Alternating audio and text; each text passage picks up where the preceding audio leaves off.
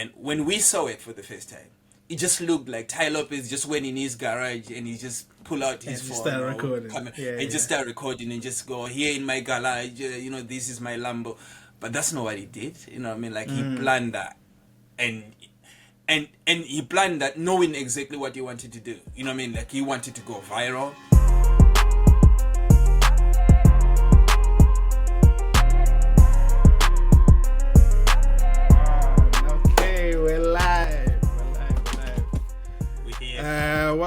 Welcome everybody to the first episode of the Business and Banter podcast.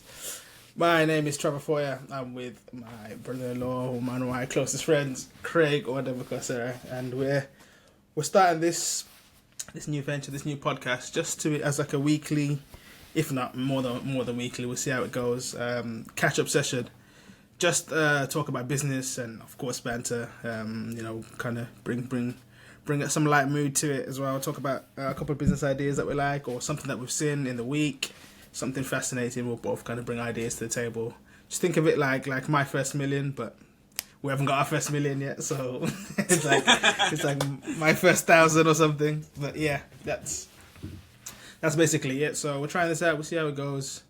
Of course, before we kick it all off, if you guys enjoy this, it will be on YouTube and all the podcast platforms. If you enjoy it, make sure you like and share on all your platforms, and hopefully you enjoy it. Well, we'll be doing this often, so we appreciate your feedback, and without further ado, let's get straight into it. So let's get to it. It's probably good to add as well that this is something that we already do. We just don't record it. Like we talk business. We talk all sorts, banter, football, UFC, and everything in between. So it's just us packaging the things we talk about on a daily basis onto this podcast. Exactly. Well put. I can go first. I've got a couple of points I want to talk about, but we'll kick it off with one of the first things I want to talk about was your boy Andrew Tate. It's been on my feed recently, and it absolutely cracked me up. He posted this video the other day of the pizza box. Let me just set some some background to the story. So obviously Andrew Tate, for those who do or don't know, popular internet sensation kind of guys, seems like a pretty good businessman, very, very good at marketing himself. Became one of the, if not the most popular man of the internet in 2022, just because they were saying wild stuff on TikTok and whatnot. People were picking that up, and he did some shady things, or potentially some shady things in his past, and got put in prison for 3 months or so, unfairly or not unfairly. I mean, he wasn't found guilty, so we don't know, but he got put in prison in Romania, where he's currently residing.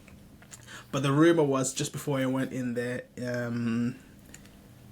the Greta Thunberg, he sent a video to her just before he went into jail, where he was laying back, sitting, eating a box of pizza, loads of pizza, and he was saying all this stuff, saying he doesn't care about global warming, and then he sent her a list of his cars, and he said, if you want all my emissions, I'll send them to you as well. Yeah. So the rumor was he got caught because they found out that he was in Romania because of the pizza boxes. So, fast forward now, 3 months later, it's been released. He had a couple of videos, and then he released a video this week. I think it was like Tuesday or Wednesday, where I think I've just sent it over to you, Greg. I can see the link you just sent me. Yeah. You can open it whatever you want, but I'll explain to those who are listening. So it's basically it's just a quick 20-second clip. He's gone back and ordered all it looks like it's in his office. He's ordered like 15 pizzas from the same place that he. From the pizza place that he got. He ordered from before. he put a knife at the top of one of the pizza boxes. Right. And he's walking in topless, smoking a cigar. It's like playing, I think it's like a Movado track. I got like a real hood kind of song in the background. Smoking his cigar, he walks in, throws his Versace robe on the chair, puts his cigar out, and then he grabs the pizza, stares right at the camera, and takes a big bite of the pizza, stare at the whole camera, and then has like probably another 5 or 6 seconds just staring at the camera while he eats the pizza. Right? Just a question. This guy. Who do you think he's looking at? Who do you think he's looking at? Well, when you hear the caption, you'll realize who we all think is looking at. Because it puts "do it." I don't live in fear. Yeah. That's it. So that's his reply to Greta 3 months later, right?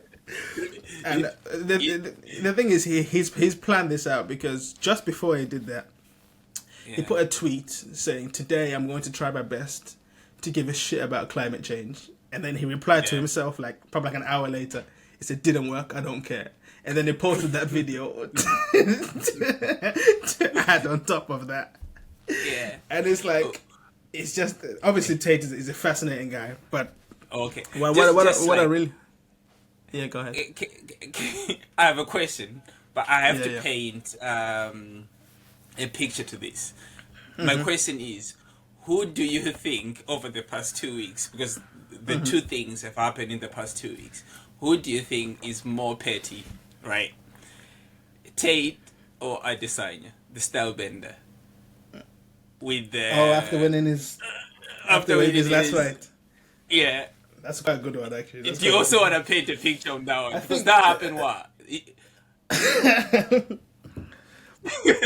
Yeah, I can explain. I can explain that one as well because I've got a question to ask you about Tate after this. But yeah, I can explain that. So for those who don't know, Israel Adesanya is. Yeah.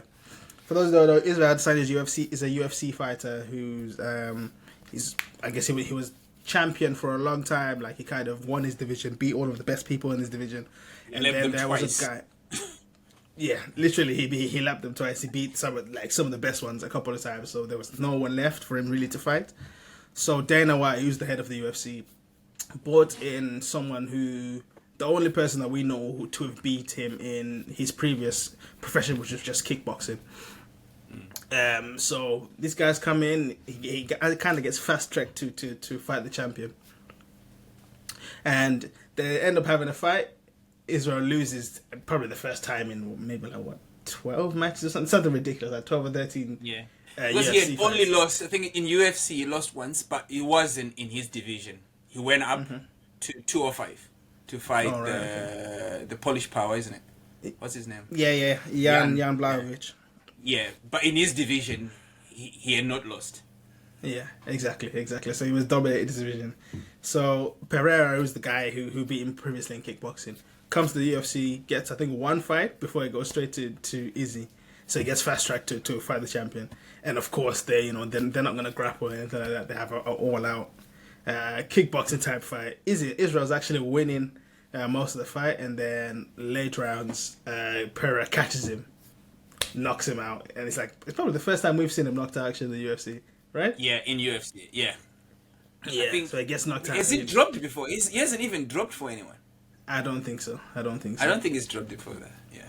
Yeah. So so Pereira wins. Obviously, Izzy's he's coming. He's obviously annoyed. This is the one guy who's beating him again in kickboxing, and he's kind of gone on this storyline to say this is the one guy who's beating him, but I'll keep fighting him until it all ends. I can't settle losing to this guy. And the thing is, he's been almost invincible up until this point in the UFC. He's looked like he's picked everyone apart because he's such a good kickboxer. Other guys might be good at wrestling or whatever, but he's ran through the division. And then Dana White sets up a rematch with Israel, and it was everything on the line. Like if he kind of lost this, we thought we didn't really know what he was gonna get up to, what he was gonna do with himself, because I think his pride is heavy with his title right now. So he goes into the rematch. and the whole build up, it's been quite tense. When he got knocked out the first time, Pereira's son taunted him by acting like knocked out and stuff like that.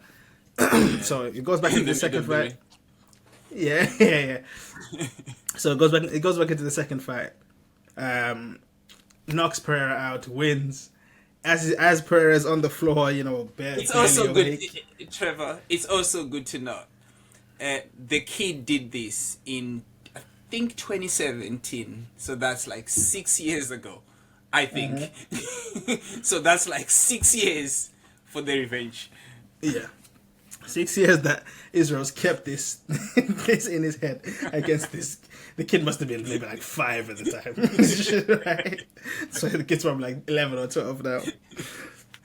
And he's kept this in mind the whole time. That's why I think Craig's asking why, who's more petty, because as soon as he knocks him out, he goes and points at the guy's son, finds him in the crowd, points at him, and you found it. That's the knockout thing that it did to let him know that, like, I got revenge on your dad. And then on top of that, on social media, he's probably posted he's not stoked. 12 or 13 different versions of the knockout. It's anime, it's trending anime and all that. Exactly, it just keeps going and keeps going and keeps going, and it's been a whole cycle of repeating, almost rubbing it in Pereira's face again and again and again. So this is why Craig's saying who's more petty.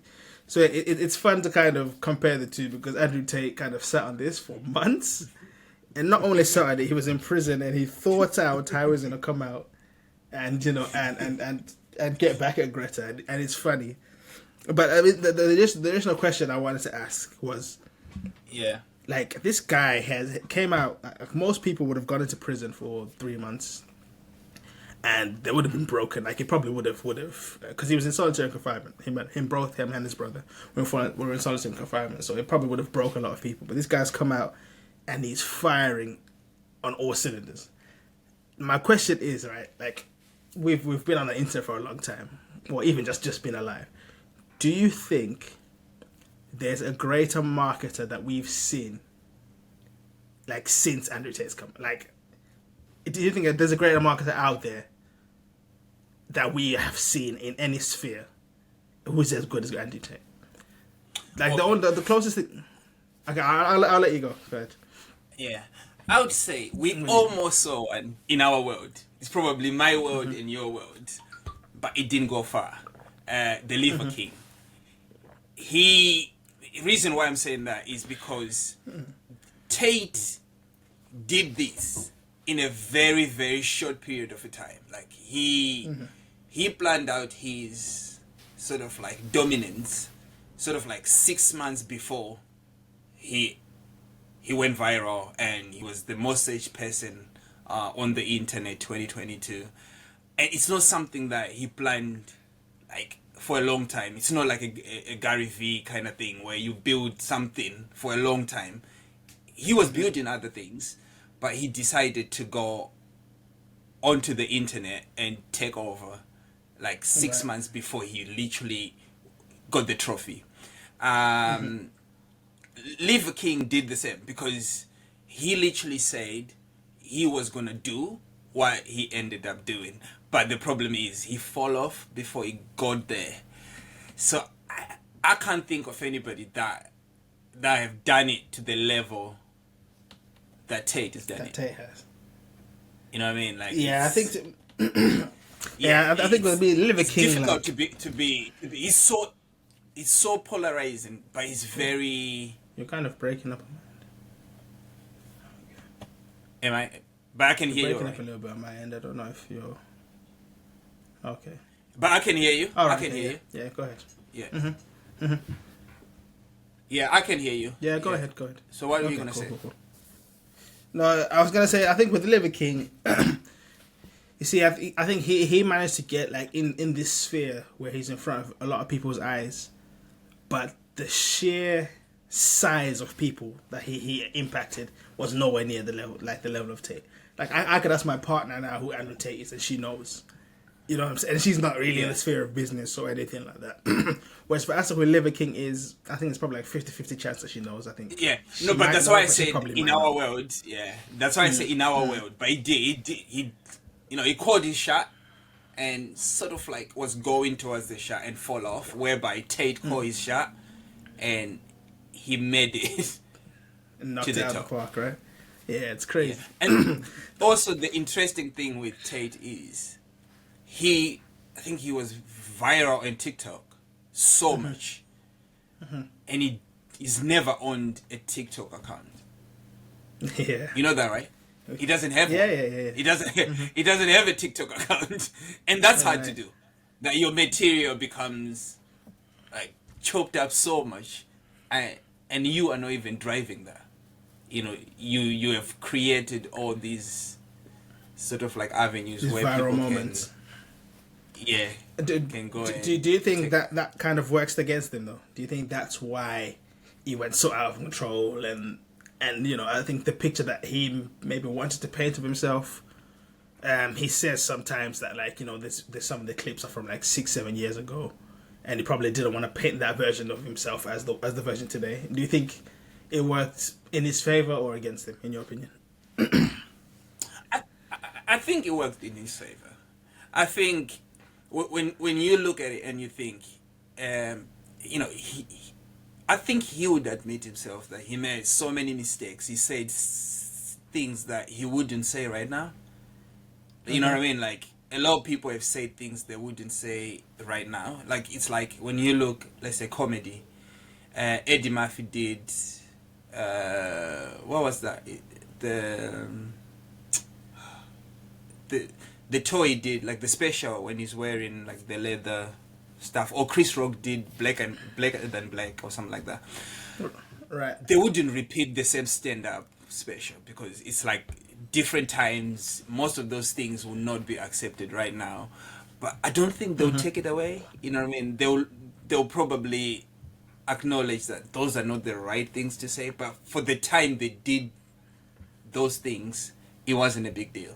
And I think for Tate, I don't think you trade Blesses to where he was 6 years ago. I think he is exactly where he wants to be. You know what I mean? Like, this is where he wants to be. I think he probably sitting there thinking, if he finish fighting this case, or if nothing comes out of it, we all know where he's gonna end up. Do you know what I mean? Like, we all know like where he's gonna end up, and I think it's difficult to say it's played against him. I think it's only gone to support his hypothesis. You know what I mean? Like, he came in and said he was gonna do something, and he went on to do it. And that comes with all these other things that will be chopped up and they'll be put to you. And there's people that were against him, and they'll meet him and debate him, and they have become his friends. Even Piers Morgan have become his. Like, he now pretty much argues for Tate. Right. You know what I mean? Like, which is, you know what I mean? Like, it's because I think he needed to be loud for him to be heard. And that's what he did. And would I do it myself? No. Because I don't like to be too close to the sun. You know what I mean? Like, he went about it. But he's built for it. You know what I mean? He's built for it. Like, you know what I mean? Like, he's built for this. I think, personally, it's worked in his favor. I don't know what you think. Yeah, I think I probably agree with you. I think that the biggest point you made was just like where you ended it there. He's built for it. He seems like a guy who, like, this kind of media attention just brushes off his shoulder. He thrives under it. So there's only a few characters that can handle that level of fame, and clearly he can. So it's good. I was trying to think about it the other day. I was thinking, like, who really was on the internet, like, everywhere like that? And the one person I could think that was close was Ty Lopez back in the day. Here in my garage. Ty Lopez, here in my garage. Right? Because, like, I don't think you'll find a person who's into business who doesn't know who Ty Lopez is. Exactly. And he was like everywhere. And he didn't have, sorry, quickly. Yeah. He didn't have TikTok. He didn't have socials to... Exactly. He planned it perfectly. All he did was on YouTube. He didn't have TikTok to go super viral, but he was still in everyone's face. And obviously made a lot of money from it. So that's probably the closest I can think of, really. Yeah, I think you're right. Because Ty Lopez did exactly what Tate did there. Where he planned it. Like, he knew exactly what he wanted to get out of her. You know what I mean? Like, I think I saw a video somewhere where he's being interviewed and he's talking about, that video, here in my garage. And he said, like, people think, because he shot it, like now people do, like, the content that goes viral is, what do you call it? Like UGC, user generated content, which like, you want it to look like it's just shot from your cell phone. It's not like a big deal. I'm just recording. It's raw. He did that here in my garage and made it look like it was just shot in passing. But if you hear him talk about it, he said like he planned it. I think he actually said he was out with his friends and he didn't want to be out, so he went back home and he'd already written like everything he needed to do with this video, and he went and shot it. And when we saw it for the first time, it just looked like Ty Lopez just went in his garage and he just pulled out his phone and just started recording and just go, here in my garage, this is my Lambo. But that's not what he did. You know what I mean? Like he planned that, and he planned that knowing exactly what he wanted to do. You know what I mean? Like he wanted to go viral. He wanted to do pretty much everything he went on to do afterwards. And I think Tate did exactly the same thing, where he planned out how he wanted to go viral and the things he wanted to push for. And the only problem is, I think part of him forgot that he had a life before this. Right. And some of those things were going to come to get him. Because the things he said in the past, like prior to December, is it December when he got arrested? Prior to him being arrested. Yeah. The 6 months when he was viral, he didn't really say anything that can get him in trouble. You know what I mean? Like everything he said was borderline, but he was alright. It's the things he said before, you know what I mean? Like, and I think everybody, we can all say things, and we are allowed sometimes to change our mind. And I think he changed his mind in many of those things and stuff like that. And some of the things were chopped as well, like where he says something in long form, and then you just take like the snippet that you wanna hear. So yeah, it's crazy. Yeah, it's so crazy. Ty Lopez, But I can't think of anybody. Yeah, no, I couldn't think of anyone else. Let's move on anyway. Do you have? I've got another topic, but do you have one thing we can touch on? The only thing I have on my sheet here is it's more business, sort of like more business related. It's more, I have I just wrote on my sheet low barrier to entry. Right. And I just want to touch up on like what things people can do to just to get going. Like most people want to start business, like everybody's always asking like, what can I do to start business? And I just thought of sort of, it's something we'll probably go and talk about more as we go along, but I just thought about sort of like introducing that sort of like idea of the things people need and things can do, and the things that sort of like some I've done, some I've seen, and some fascinates me. Like I'm like, these are the things people can do. And and I think the most important thing that I think people need, I would say maybe 3 things. People always gonna need knowledge. You need knowledge, the know-how of doing something, and you also need time. If you have time, seriously, we all have time. You know what I mean? Yeah. Like we watch TV for a bit, we play games on our phones, we are on social media. That's time. You know what I mean? Yeah. And then money. The money bit, it's questionable if it's needed. I don't think it's really needed. I think you can do a lot of things without the money bit.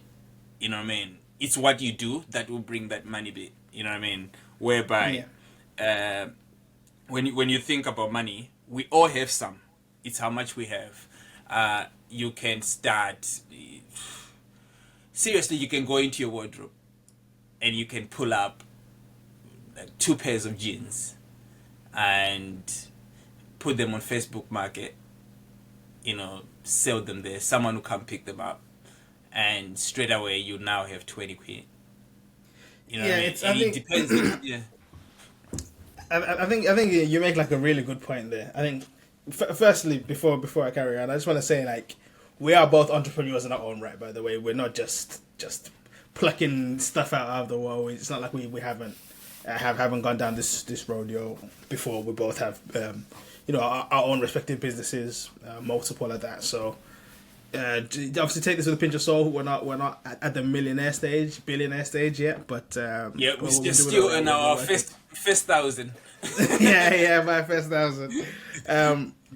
But I wanted to say, like, you see, I think on your point there, people really overthink things when they try to start a business. You have people like Gary Vee who have gone viral, but by saying like, all you need to do on a weekend is go to like a garage sale, and if you find this Pokemon card, you can make 1,000 from it. And even that, you don't need to do. If you just get these 10 toys, you get them there for $1 each instead of for 10, you make $100 on that day, and it's that easy. And it's to your point, like, it's people act like you need a lot of money to start. You can make money. That's the whole point of business. It's easy to make money, really and truly. If your simple goal is just to make money, like you said, you can find a couple of things laying around the house. And get it done. Or if you have an internet connection, I'm pretty sure. I make videos about if anyone's seen my YouTube videos, I make videos about how you can make money with like AI and business ideas online. But even without all that, like most of the stuff is free. But there's a site called Printify, which is basically a print on demand service where if you have like a little design that you like, let's say you like puppies, right? And you trust me, you're not the only person in the world that likes puppies. People buy puppy t-shirts all the time. If you come up with like a nice little pun about like pugs or whatever, and you put that design on a t-shirt, with Printify you can have like an Etsy store set up, and you don't have to pay anything until the client buys it. And the Printify tells you up front, like, your t-shirt's going to cost you $3, shipping is going to cost $6, so you just have to charge at least $9. Anything you make on top of that is profit, and you need zero money to start with that. So like to your point, money is it's one of those things people that use it as an excuse to not do action, whereas just take the steps to do it. You can easily make money, really. I think it's not like you say there with money. People will be like, oh, like with Shopify, you might need 29 pounds or dollars. I don't know what they're charging to start the shop. But here's the thing: Shopify gives you. It used to be 7 days or 14 days. 14 days, free. I think. Yeah. So you can have your shop, you can design it and everything, and then launch it before you even pay. But even if you don't do that, you can go the Etsy route. With Etsy, the only money you need is 20p. That's what they charge, believe it or not. You can open your Etsy shop, do everything you can. That's free. And then when you list a product, it's 20p. But here's the 20p. You don't even have to have the 20p. They charge you 20p to your account for listing that product. So you haven't actually used any of your money. So you could have, like you say, you could link Etsy to Printful and design your t-shirts there, and then pay 20p, which you're actually not paying. It's attached to your account to sell that t-shirt. And then when someone buys, then Etsy will take their cut. I think it's maybe 10 to 15%, and then the 20p for listing, and then they'll charge you another 20p for the next listing. So even if you have 10 things in your shop, every time one sells, they charge you 20p. And here's the interesting thing. It's 5p a month, because this 20p covers you the whole 4 months. it doesn't like actually renews until 4 months. So if it doesn't sell, so for Right. 4 months, if you can't sell, you have a bill of 20p. Because you have 4 months of that list. You know what I mean? Like, so the barrier is so low. It's just your time. You know what I mean? And it doesn't take long to set up like Etsy shop. Yeah. Because nobody goes to your homepage on Etsy apart from if you are driving traffic. People just go to your product. You know what I mean? Like, people just see the product you're selling. So the idea you say there about Printful, it's really a good idea. And the other thing you can add as well is everybody have a profession. And we might not even know a profession sometimes.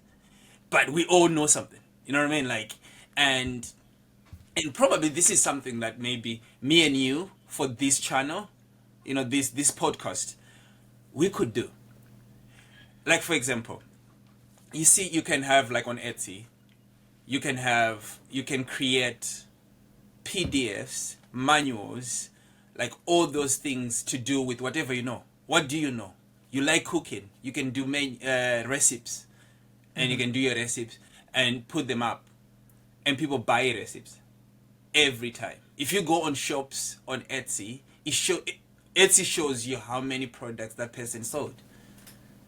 If you literally go on Etsy and search for different PDFs to do with accounting, like finance, budgeting, like recipes, like anything, like crafts, like even if you know how to make, you know them origami thing where you make with the paper, like Yeah.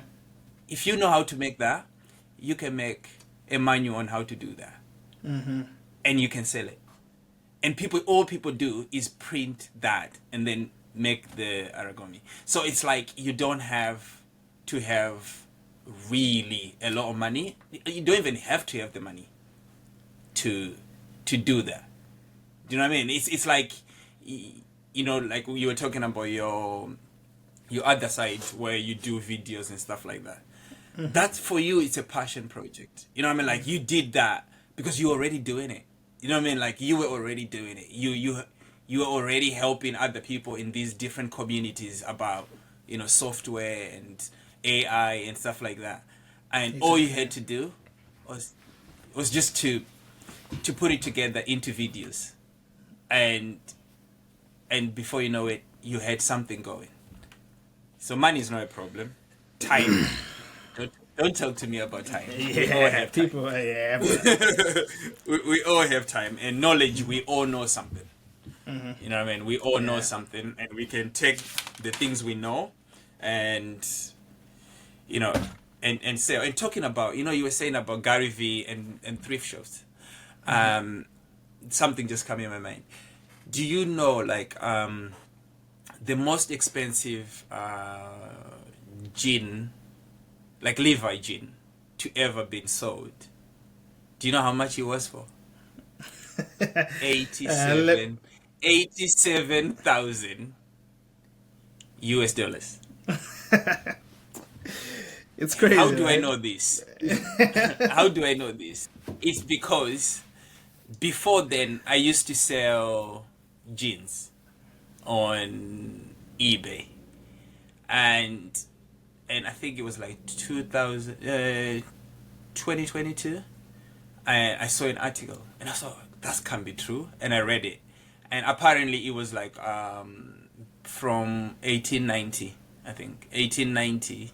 That's when the gin, like, it was from 1890, I think. Yeah, it was sold, I think, somewhere in New Mexico or something. Yeah, wow. 87 grand. So, and the person only found it in, I don't know, you know, some gold rush mine thing. Oh, right. No, they found it. And, you know, like back in the day when people would do it on the floor, like, he literally found it and didn't know if it was worth anything. And he went on an auction for 87K. That's insane. And I think it's in a museum right now, and I think you have to book an appointment to see it. Wow. Yeah.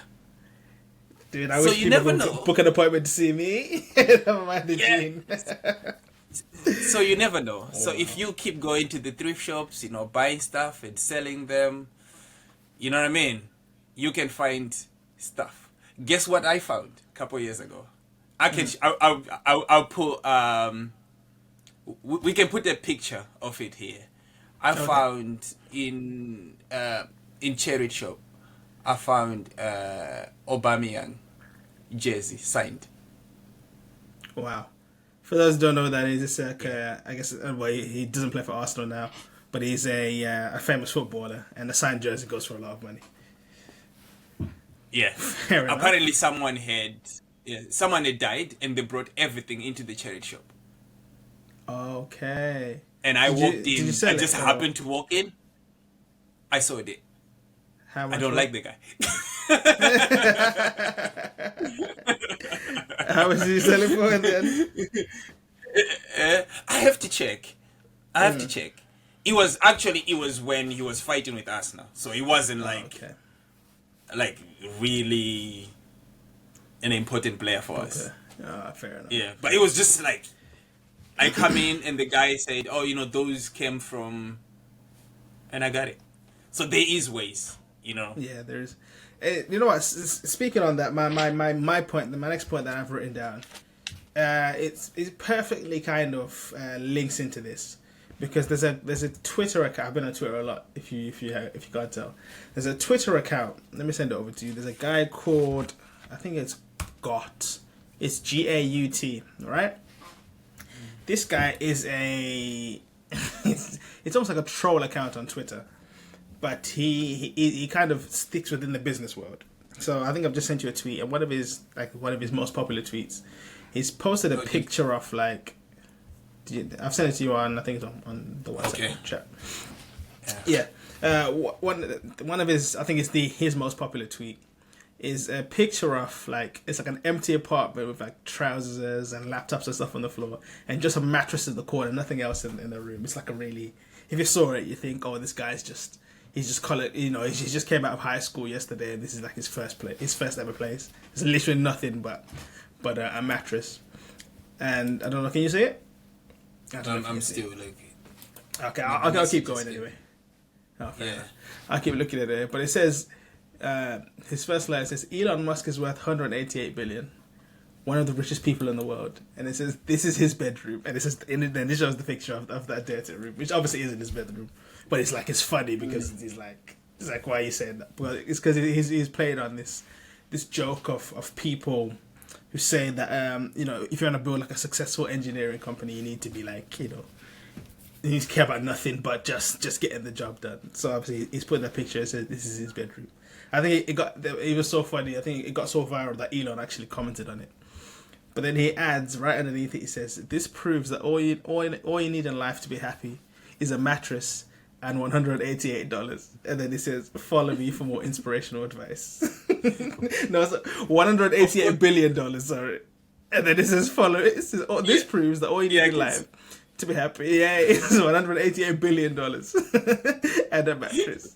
It says, "Follow me for more inspirational advice." And the thing is, people are like that. Yeah, and people are like that. You can't help it but to follow them. You know what I mean? Literally. And it's hilarious because like he does this all the time, and this is his whole thing. Like he just posts. He calls it shit posting. He has like his website. It's called shitposting.works. So I say basically shitposting works. And it's you start to realize that people come up with such creative ways to make money, because like literally like I can guarantee you 95, maybe if not 99% of people on social media go on there to look at memes or to send memes to other people. He's literally just essentially creating memes and sharing it with with nobody. He's just going viral on Twitter because his tweets are funny. And then under every link, he posts a link to his website, and you can sign up to his newsletter. I think he has like it just says thousands. So maybe if we say maybe like 10,000 people on a newsletter, then they'll click on this newsletter, and I think he posts on it once a week and just explains how to be funny, how being funny and shit posting how shitposting can make you a Yeah. lot of money on how it can make you viral on Twitter. And Yeah, now but he's gone from a guy. Sorry, go ahead. no, I was just saying, like, to support the Twitter bit. Have you seen GPT? Yeah, but go ahead. You know, Explain it. that's a good example. No, I'm just saying, like, there is ways where with Twitter you can create that buzz, and then you can package that buzz and drive that traffic to a product, to a Somewhere. newsletter, somewhere. This is And most people are on Twitter anyway. Yeah, exactly. Most business people or people interested in business are definitely on Twitter, and you realize this guy obviously makes money from this, this newsletter of his. For those who don't know, I think newsletters get paid roughly. It's normally there's like two different metrics. It's between $15 to $50 per 1,000 viewers of your newsletter, or 5% of the number of people that you have. So if he has like 100,000 viewers, he can get paid $5,000 for a sponsorship for his newsletter. So I don't know how many people he has, but he's making money off that. But on top of that, like I clicked on his Twitter account, and he has two links. He has one link to his newsletter, but the other one is another Twitter page which is called alongside DeFi, which is basically an index fund for all the crypto tokens. So like how like the S&P 500 as the top 500 companies in the USA. What this guy has done, he doesn't know, like, bear in mind we don't know what his name is or whatever. He's created, or him and whoever has created, an index fund of the top, I don't know how many, we'll say 100 crypto currencies, and put that into a fund that people can invest in, and he'll make money off the back end of that. And all of this has started from a guy who hasn't said that I don't have any time, I don't have any money. He's just gone on Twitter, he finds funny pictures and uses that to create a buzz. And that buzz will get, someone like me, I now follow him. And I'm a business person. I kind of resonate with that meme. So it's funny. It's about Elon Musk, blah blah blah blah blah. That's taken me now to this cryptocurrency index fund, and I'm thinking, oh, this is like a really good idea anyway. Like, why has no one else made an index fund for cryptocurrencies? Maybe I must put some money in, and that's just me. So imagine if some guy who has a few million says, oh, you know what? I've been looking for an index fund for crypto because I've just been putting my money in Bitcoin and Ethereum, the top cryptocurrencies anyway. I might as well put my money in something that has the biggest cryptocurrencies in one place. And then now we don't know how much money the guy's making, and all he does is post memes on Twitter literally all day. Yeah.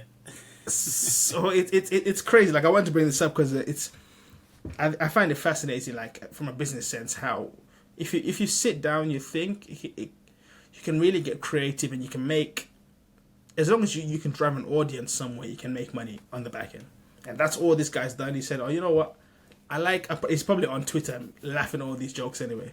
If I just write a few jokes a day, one of them hits. If one of them hits, they'll sign up to my newsletter. They'll buy into my project there, and I'll make money on two ways. And all I'm doing is what I love doing anyway. I'm going on Twitter and just posting memes. And it's crazy, right? Like, people make money in silly ways, and it just goes to show that, like, it's easy to make excuses. I think it's really easy to make excuses, like you were saying earlier. Time and money cannot be a problem. Everyone's got those. And then the knowledge, like, it doesn't really even need to be knowledge. The guy's writing memes, like you said, everyone's knowledge somewhere. And I just wanted to share that because I think it's really fascinating. It's a way of driving traffic I've never really noticed or seen before, but it's like it was a really clever way of kind of capturing an audience member, and it got me. Like, I follow him now, and he really got me. And before you know it, you can create something that you can resonate with, and you join the community. Do you know what I mean? And the thing with these guys is, because the guy who started Hustle GTP, nobody know who he is in it. The Hustle GPT guy, and I think Did he not? Yeah, I think his first tweet was asking GPT if he can have $100 and build it into a business. Yeah. Like I see. Exactly. Yeah. I wish I could find. So I think his I think the and, I'll look for it a while. Yeah. I can give some backstory while we look.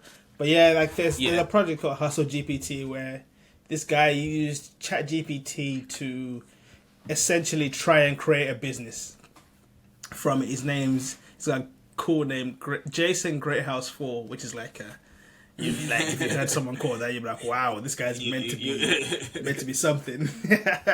But yeah, this is the tweet. It says, I gave GPT-4 a budget of $100 and told it to make as much money as possible. I'm acting as this human liaison, buying anything it says to. Do you think it'll be able to make smart investments and build an online business? Follow along. And the tweet got 22.5 million views. Yeah. Crazy. And he started this. What was it like last month? Innit? He started last month. Yeah. A couple of weeks ago. I don't even think I think the GPT ended up suggesting that it makes like an affiliate marketing program for like green. I don't think he made. Yeah, he did make. I think he got a website for that green. Green Gadget something. Guru or something. Yeah. Yes. And then someone gave them 500. I think a couple weeks ago. Exactly. Someone, and then people now they're selling stuff from there. Yeah, it's crazy. Like I just saw one of his other tweets here. He said, the company is now valued at $25,000, considering the recent $500 investment for 2%. Exactly. So it's crazy, right? Yeah, because the thing is, the person that bought that, how many percent did they get? 2%. 2%. So here's the thing. It's like with any company. If someone comes and say, I'll give you £100 for 10%, if you accept that, all that means is you have just said your company's worth 10 times that. It's worth 1,000. Mm-hmm. You know what I mean? So that was pretty much a valuation for his company. Yeah. And he's built like loads of other groups, and I think on Discord and all those kind of places. Yeah. So I think he now has he's over 3,000 people on Discord, and he has a newsletter that he writes in. I think he's got like over 20,000 people, and that was in like a week, which is like the guy didn't really do anything. He just went on ChatGPT and played around with it like all of us did. But he thought about it, posted it on Twitter, and said, this might be good, this might go viral, and it just goes to show like you don't need much to really start your business journey, and it's people want to say that they want to do the work to get the money and all of this stuff, but you sit down, you think, people are on their phones, people are distracted too much. Sit down and think and just say, listen, how can I really go about making a little bit of money? And you realize there's so many ways. There's so many ways. I think, one of the guys that I follow likes comparing money to water. He says he's a guy who studies words, and he says, money is like water. You just have to, it's always moving. All you have to do is find a place to stand or to sit, and all you need to do is get wet a little bit. You know what I'm saying? There's always money moving. Money's always being exchanged. If you just find a place where you can get a little bit of that water drips and drops on you, you can make, you can get some momentum and make money for yourself. Yeah. Definitely. But yeah, I mean, that's, I don't have much more, so we can conclude it there for our first podcast, unless you have anything to add. No, I think that's us, yeah. Okay. Perfect. That was good. That was fun. So that was fun. That was good. Well, our first one we're in. Exactly. Let us know what you guys think. Let us know what you think we can improve on. Let us know what you liked as well, just so we can keep that the same. And it's gonna be like this. As you can see, we do delve into business on a serious level, but also we like to have a bit of fun and a lot of jokes. So this is the format, and we will appreciate any feedback. If you're watching on YouTube or listen on any of the platforms, make sure you subscribe or like or whatever the version of like is on that platform. And you appreciate your feedback is highly appreciated. That's episode 1 of the Business and Banter podcast.